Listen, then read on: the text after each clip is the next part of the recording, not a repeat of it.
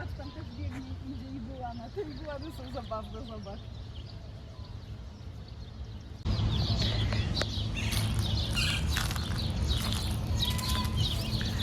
A wy wchodzicie do drzewa. Proszę, jaki macie domek. Jesteśmy na początku naszej przygody pociągiem El Chepe, z którą od samego początku było straszne problemy, ponieważ wszystkie informacje na internecie na temat jak kupić i wsiąść do tego pociągu są przeciwstawne, kłócą się ze sobą.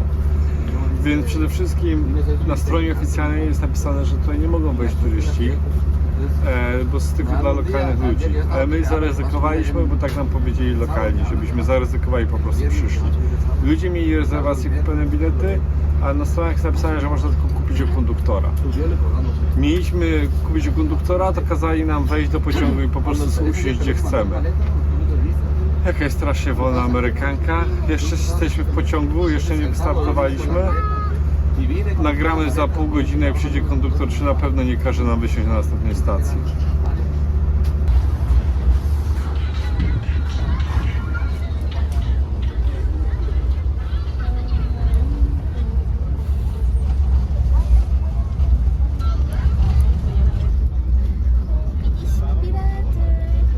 Nie wysiadamy.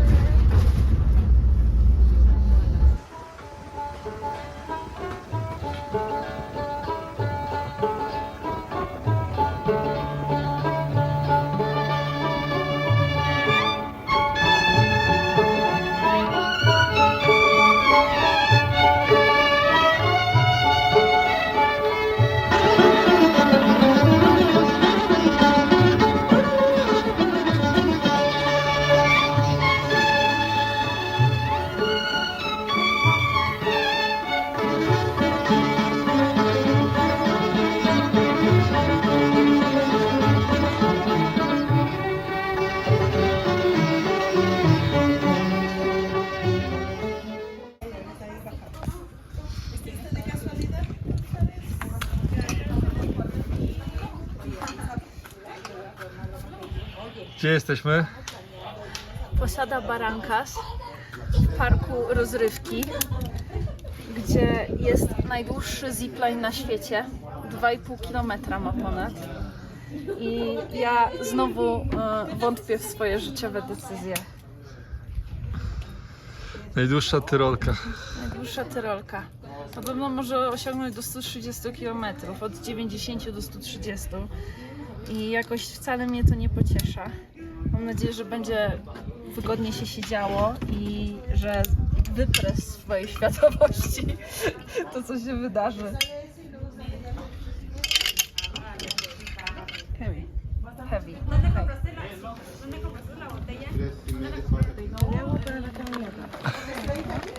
Muy bien, ¿todo listo?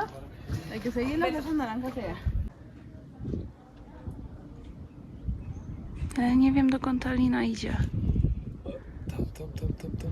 Tam, chyba do tamtych domków, wiesz? Czyli potem ona tak się wyprostowuje. Tak. Jestem bardzo z ciebie dumny.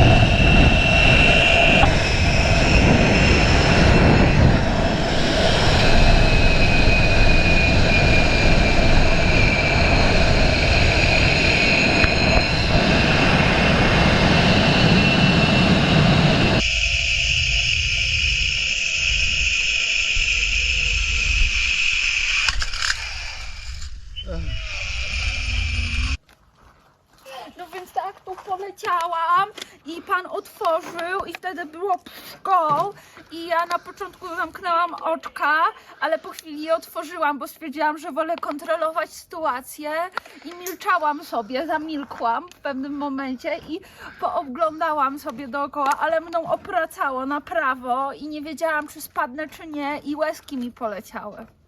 Ale ładnie było. Chcesz powtórzyć jeszcze? Nie. Krótka, dobra, krótka odpowiedź. Nie. Paulinka już ma dość wrażeń na dzisiaj, więc ci dookoła, a ja idę na skróty przez most z Wiszanu.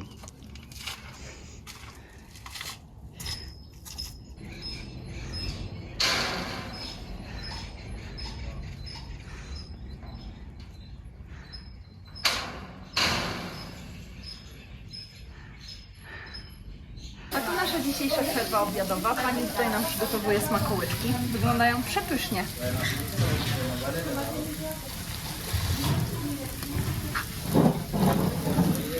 A wszystko jest robione na ogniu.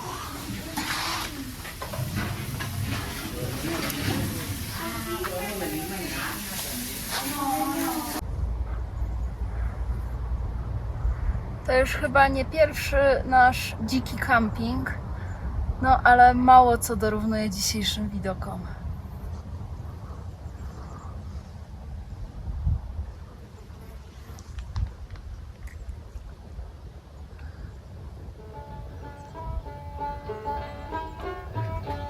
I wysokości.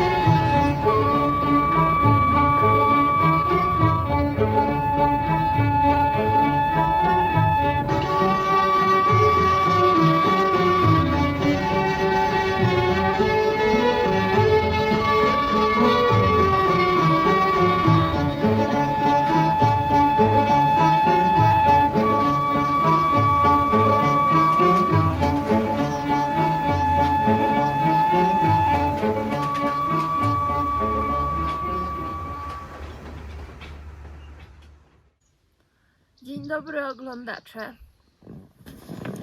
Dzisiaj mówię ja, Paulinka, z naszego namiociku, w którym spędziliśmy właśnie ostatnią noc w górach Sierra jakaś tam, w Copper Canyon, nad jeziorkiem, w lesie, w górach i pod drzewem, który wygląda na to, że jest terytorium Sempa.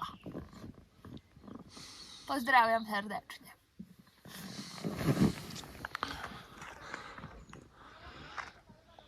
Tutaj są sępy. A to jest nasze jeziorko Arareko.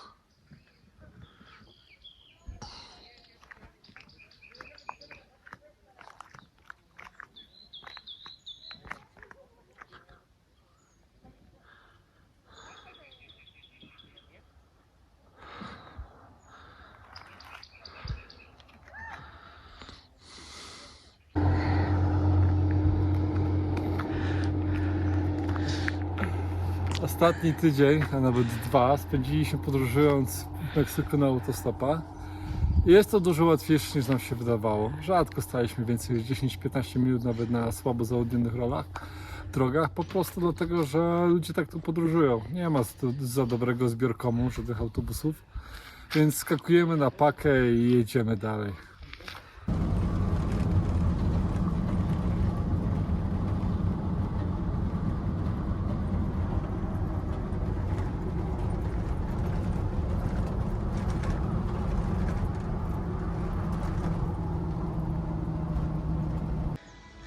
Hola! Czekamy na nasz pociąg do następnej stacji i w międzyczasie przyszliśmy do Muzeum Etnograficznego, który skupiony jest na tym, żeby trochę nam przybliżyć kulturę lokalnego ludu. To się nazywa Tarahumara. Przejdźcie się z nami, zobaczymy, co jest do zobaczenia.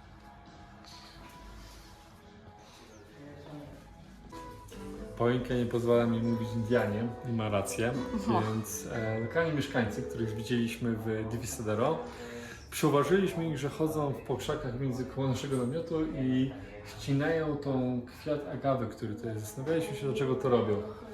No i odpowiedź przyszła w muzeum, ponieważ ta agawa nazywa się soto. Jest alkohol, który jest tu robiony, który się nazywa soto, więc w jakiś sposób go destylują. Czego się tutaj dowiedzieliśmy, to jest to, że wierzenia bardzo mocno związane z naturalistycznym cyklem Ziemi zostały głęboko wsiąknięte w religię chrześcijańską.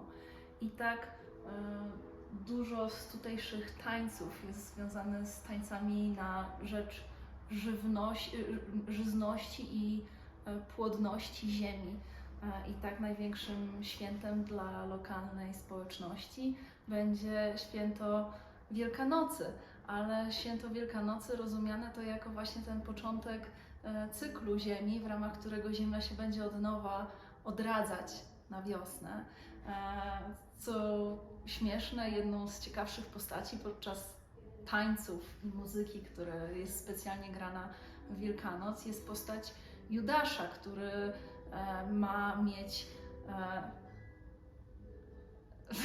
ma mieć stojącego członka i ten stojący członek symbolizuje właśnie płodność tej ziemi, a także cykl kreatywny, który zaraz ma się rozpocząć.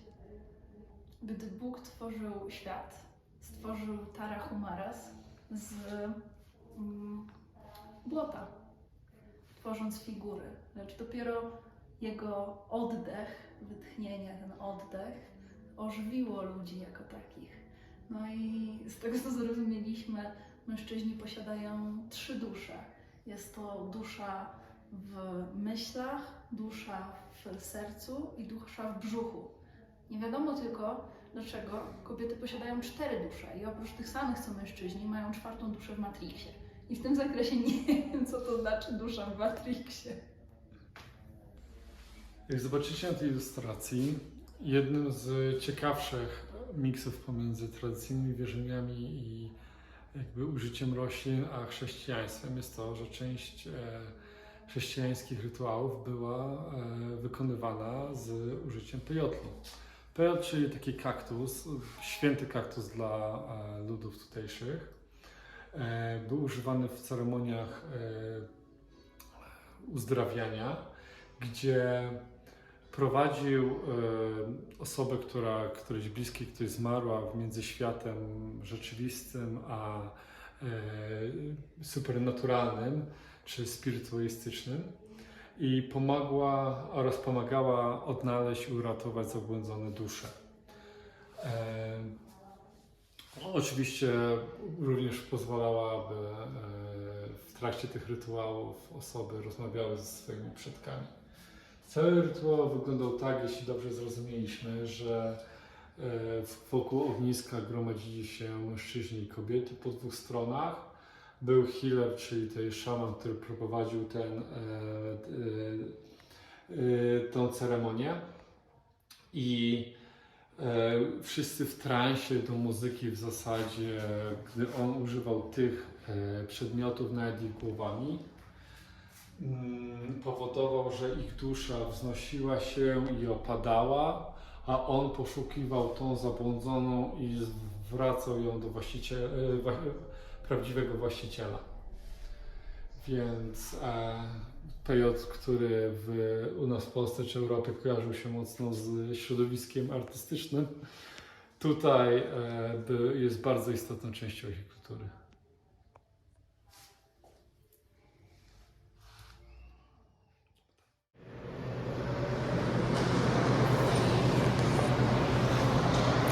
Tam mój misio, a ja tutaj stoję na posterunku i pilnuję nas i naszych bagaży.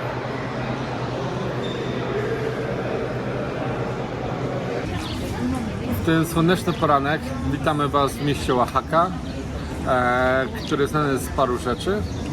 Pierwsze, przyjeżdża się tu po to, żeby się uczyć gotować tradycyjne danie tej kuchni, czyli mole. A drugie to jest ten region znany z ich alkoholu, mezcalu. Ale to nie tylko dwie rzeczy. Również centrum Oaxaki jest niezwykle kolorowe i takie pełne energii i życia. I chcielibyśmy to też Wam pokazać.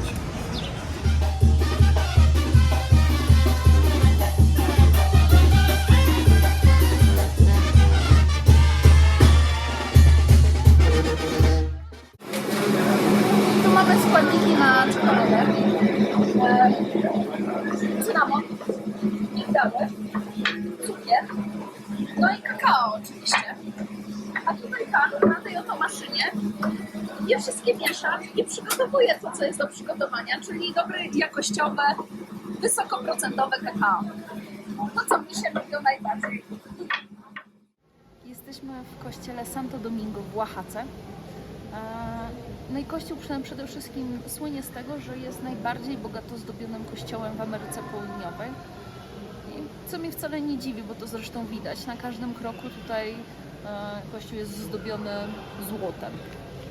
Tu mamy złoty główny ołtarz i złoty ołtarz różany po prawej stronie, przedstawiający Boga w trzech postaciach, Matkę Boską oraz paru aniołów. Ponadto jednym z, co mi się najbardziej podoba, to zdobienia, które są na suficie bezpośrednio nad wejściem do kościoła, gdzie wydaje się, że przeplatają się aniołowie ze świętymi i z jakimiś winoroślami. Oczywiście też wszystko w złocie, w skromnym złocie. A jak im poszła budowa? A no to dosyć ciekawe, ponieważ ziemię to dostali Dominikanie z zastrzeżeniem, że kościół będzie zbudowany w ciągu 20 lat. W rzeczywistości budowa trwała od 1572 roku do 1724, czyli nie byli dobrzy w deadline. Dzisiaj wybraliśmy się z Paulinką na pierwsze lekcje gotowania na cooking class z Esperanzo. Zamiast gotować, uczyć gotować wiele rzeczy. A tutaj co chile negro. Se escribe chile chihuacle.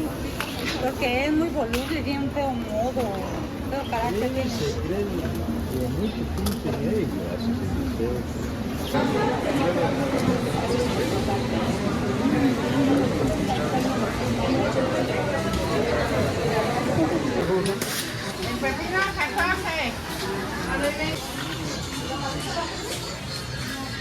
Tu są czosnkowe lady.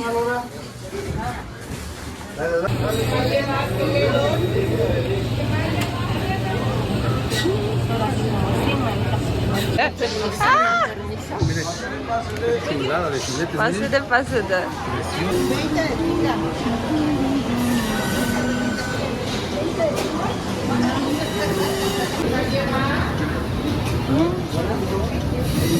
Raj dla mięsożerów. Czy dla ciebie? Są dwa obowiązkowe elementy każdego meksykańskiego domu gotowania. Po pierwsze maszyna do presowania tortilli, a po drugie mezcal. Więc cóż, jak się wejdzie wśród wrony, trzeba krakać jak one.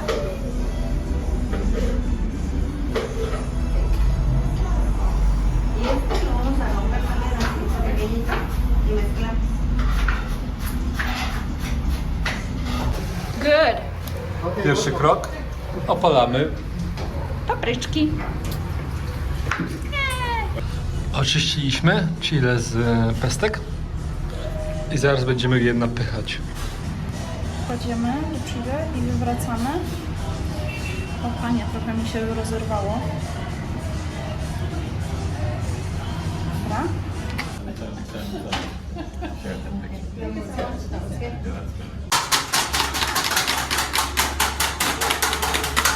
Ależ on mi imponuje w tym tym. Sí, no es problem. Mix.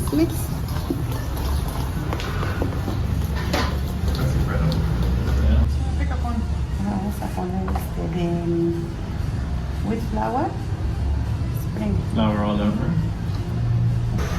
The eggs, o the chile inside. Ajá. Vamos a poner así.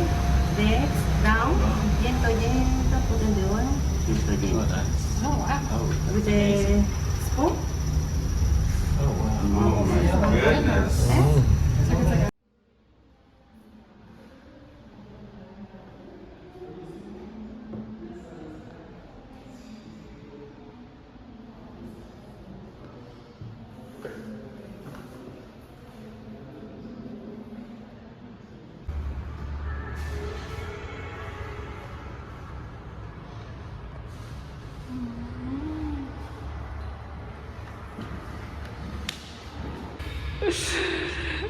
Co tu się dzieje? Halo? Przecież ja tylko po mydełko się schyliłem. Oaxaca nie jest znana tylko i wyłącznie z mola, ale również z mezcalu. Mezcal jest to alkohol robiony w tym regionie i dzisiaj wybraliśmy się na wycieczkę, aby zobaczyć plantację, produkcję i oraz oczywiście tasting różnych mezcali. Więc mezcal, podobnie jak tequila, jest zrobiony z agawy. Tych agaw w regionie jest 101 rodzajów, przy czym tequila jest zrobiona tylko z jednego konkretnego, a mezcal może być z wielu różnych. Ale różnice nie kończą się tylko na tym. Mezcal jest w 80% robiony metodą rzemieślniczą albo przodków, natomiast tequila w 99% jest robiona metodą industrialną. Przez to, że jest zrobiona na taką wielką skalę, nie wykorzystuje w 100% jak mezcal agawy do destylacji alkoholu, tylko w połowie dodaje cukier trzcinowy, więc nie jest taki czysty i jest większy kacpot. Oczywiście produkcja mezcalu zaczyna się od agawy. Tu mamy agawę w rodzaju czy o nazwie angustifolia, bardzo popularna ze względu na swoje pochodzenie i szybkość rośnięcia. I co teraz możemy zrobić z taką agawą? Tutaj na przykład mija 7 lat od posadzenia i jest już gotowa do wykorzystania. Więc albo możemy odciąć jej wszystkie liście i wykorzystać tą bulwę i trochę korzenia do zrobienia mezcalu, albo gdy zacznie jej rosnąć kwiat, uciąć ten kwiat, wtedy przez kolejne 2 lata ta agawa będzie rosnąć jakby wszerz, można powiedzieć, jej główna część urośnie do 22 kg z tych 7-8 poprzednio, ponieważ cała siła będzie do rozrastania, a nie do stworzenia kwiatu. A ostatnia metoda jest, albo sposób wykorzystania jest taki, że pozwalamy, żeby kwiat wyrosnął, zbieramy z niego ziarenka i sadzimy ponownie agawę. Tylko trzeba się liczyć, że gdy urośnie już nam kwiat, ona zakwitnie, to jej główna bulba już nie będzie do wykorzystania do mezcalu. Istotną częścią produkcji mezcalu jest ugotowanie, usmażenie, upieczenie agawy. Jak się to robi? Więc przede wszystkim gromadzi dużo drewna jak tutaj, podpala się to, jak już się nieźle pali, to przykrywa się to kamieniami, aby kamienie miały dużą temperaturę. Następnie przykrywa się warstwą mokrej części agawy, takiej, która jest zużyta po to, żeby nie... Mokre włókna to są. Mokre włókna, żeby nie zaparzyć za szybko pierwszej warstwy agawy. Na to wrzuca się cały kopiec tych serc agawy, przykrywa się jakąś plandeką odpowiednią i przysypuje się ziemią. Już w takim przysypanym kopcu agawa się piecze przez około 4 dni. Tak wygląda agawa po wyciągnięciu z pieca, skarmelizowana i nawet stąd pachnie trochę karmelkiem. Mamy już upieczoną agawę i co dalej? Tradycyjnie wkłada się ją tutaj, do tego zbiorniczka z wielkim kamieniem, do którego podpinamy osła i osioł sobie przez godzinę, krok za krokiem przechodzi i rozpłaszcza tą agawę na pojedyncze w zasadzie włókna, które potem dajemy do dużych pojemników drewnianych w celu fermentacji. Mamy już zmiażdżoną agawę. Na tej agawie naturalnie są drożdże, już występują, niemniej jednak jednak dodaje się do niego również ciepłej wody, żeby przyspieszyć namnażanie się tych drożdży, no jak w warunkach 30-35 stopni. No i tutaj następuje klasyczna alkoholowa magia, a mianowicie mamy do czynienia z 3 różnymi fermentacjami. Mamy na początku fermentację alkoholową, na której nam zależy, później mamy fermentację mlekową i na samym końcu mamy do czynienia z fermentacją octową. Te 3 procesy tutaj zachodzą, co widać chociażby po tym, że pojawiają się tutaj powolutku bąbelki.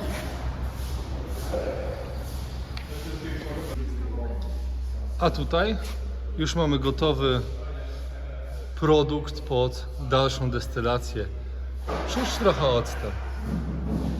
Więc zaczynamy właściwy proces destylacji. Więc ja przecież dopiero nauczyłem, jak to się robi w szczegółach, więc wam opowiem. Tutaj mamy produkt, z którego będziemy robić alkohol. Podgrzewamy go do temperatury około 92 do 94 stopnie, ponieważ to jest temperatura, w której alkohol paruje. Nie możemy go przygotować, bo wtedy będzie również parował z wodą. Więc jeśli będzie 92 do 94 stopnie, para wodna będzie alkoholem, przechodzi przez tą rurę i spada do drugiego zbiornika, który jest tu i się ochładza i skrapla. Tak, tu następuje kondensacja. Kondensacja pary. To jest pierwsza destylacja, która ma około, ten produkt ma około 25% prądu. Gdy go przylejemy z powrotem do pierwszego karnister i zrobimy destylację ponownie, osiąga temperaturę mezcalu, czyli około 55% alkoholu. A tu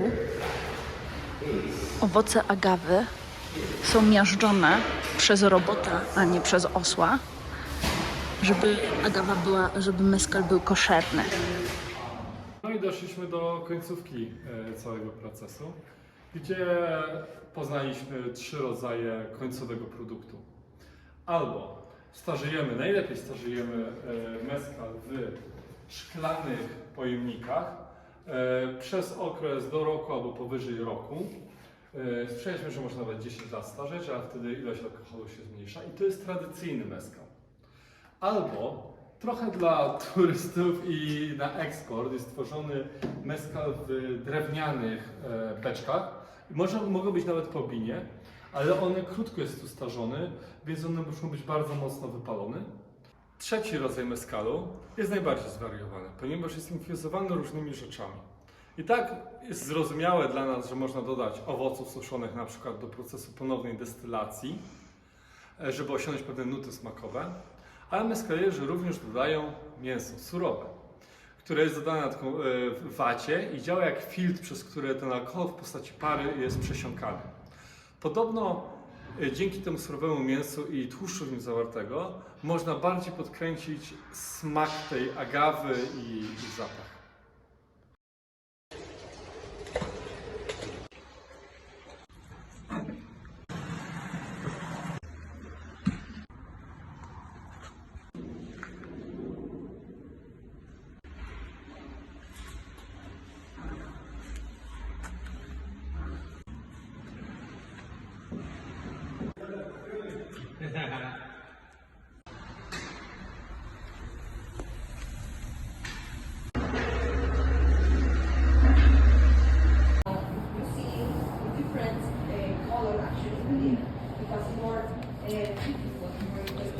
Porcja do testowania. Polacy są zaniepokojeni. Więc pewnie słyszeliście, gdy ktoś wam przywoził z Meksyku butelkę z robakami albo skorpionami. I tak jak skorpiony są czystym trikiem marketingowym, tak robaki mają swoją funkcję. W produkcji tej rzemieślniczej często wyszło tak, że smak poszczególnych partii był różny, więc żeby je ujednolicić, dodaje się tego robaka, który ma swój własny smak i przez to można ujednolicić całą produkcję tequili. A ja to spróbuję. Can I try this one? Yes, of course.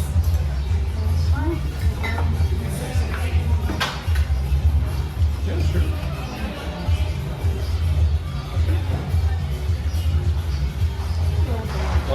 Misha, you need to try with me. Go for it, go, go, go. It's fruity. Go for it. No. Anybody else want to try a little more? So Spicy, a bit sweet as well. I ziołowe. Ziołowe. Spicy.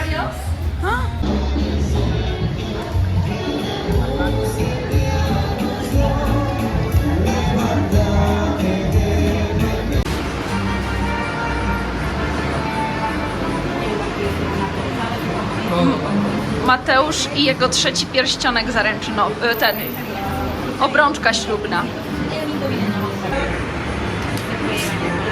Mówisz tak? Mówię tak. Trzeci raz. No. W końcu.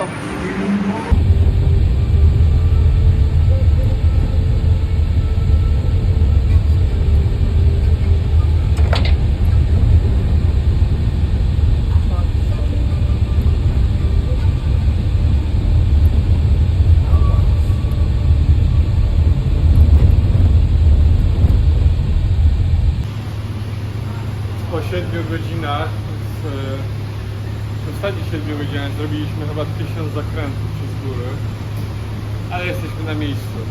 Puerto Escondida, czekamy już tylko na nasze bierne torby z dobytkiem i jedziemy na kemping.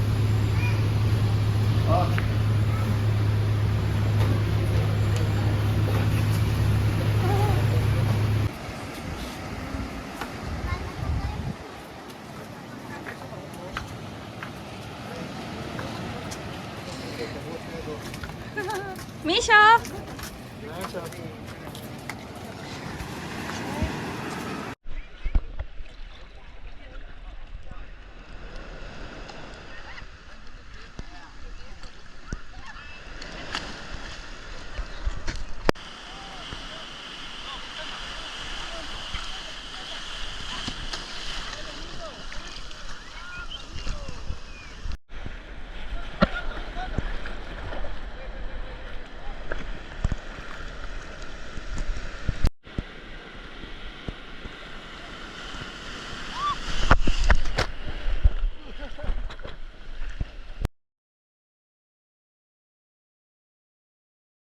Jesteśmy przy wejściu do ruin Majów Palenque.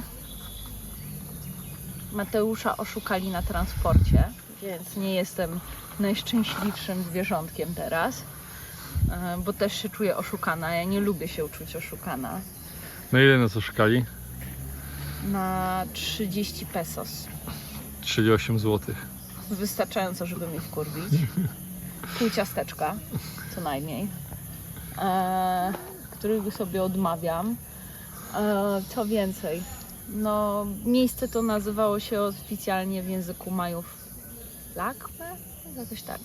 Miejsce Wielkich Wód. Nie jest to być może najstarsze stanowisko archeologiczne, ani największe, ale uznawane za jedne z tych wspaniałych z uwagi na zdobienia, a także oryginalność budowli.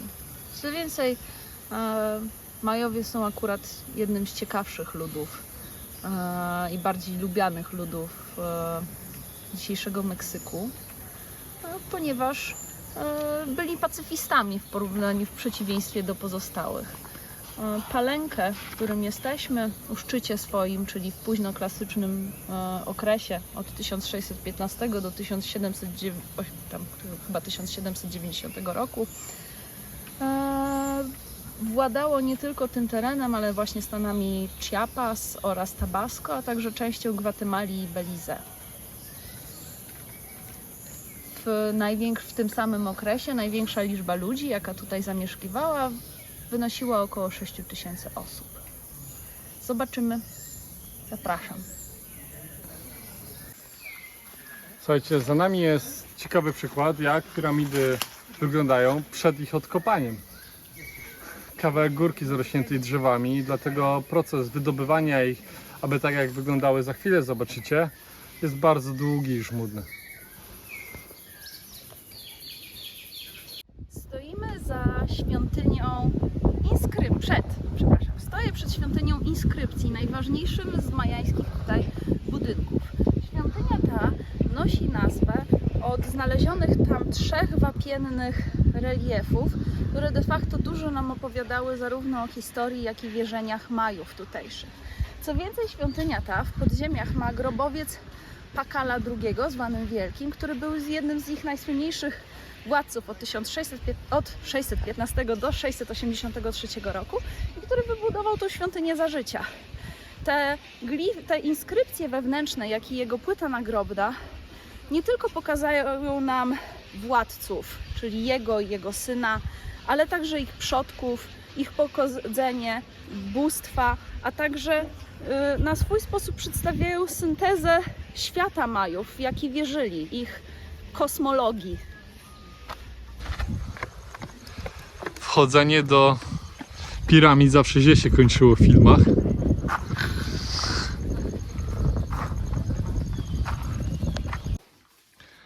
Założyliśmy się o 2 zł, że Poja nie włoży tam łapki.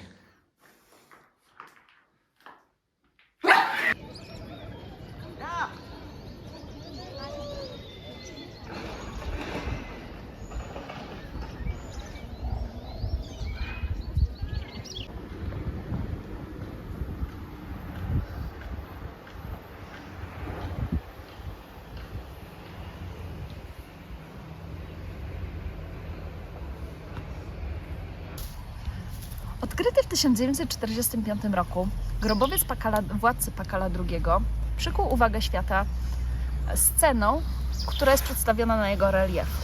Otóż zdaniem archeologów scena ta przedstawia Pakala II odradzającego się jako król kukurydzy. Kukurydzy, która jest święta dla Majów, ale także jako bóg kukurydzy, który ciągle przechodzi przez ten cykl odrodzenia, który rośnie, potem znowu umiera, schodzi do podziemi i rodzi się na nowo, co bardzo mocno się wpisuje w wierzenia Majów. Niemniej jednak, ze względu na specyficzny ubiór tego odradzającego się bóstwa, nienaukowa część tego świata interpretuje go w inny sposób. Szury. A mianowicie uważa, że przedstawia on władcę albo ubranego w strój kosmonauty i rozmawiającego z obcą cywilizacją pozaziemską, albo wręcz ubranego w strój kosmonauty i odlatującego rakietą kosmiczną w przestrzeń. Tym samym jakaś część naszej ludzkości uważa, że Majowie mieli kontakt z istotami pozaziemskimi. Co? Majowie? Kontakt z istotami pozaziemskimi? W życiu tylko reptylianie rządzą.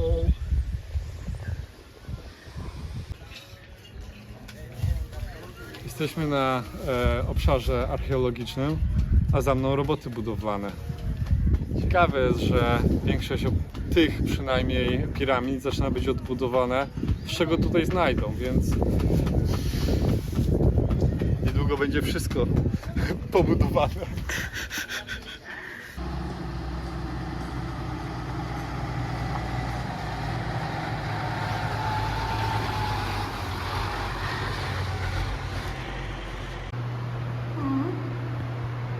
Chodźmy już, bo jestem głodny.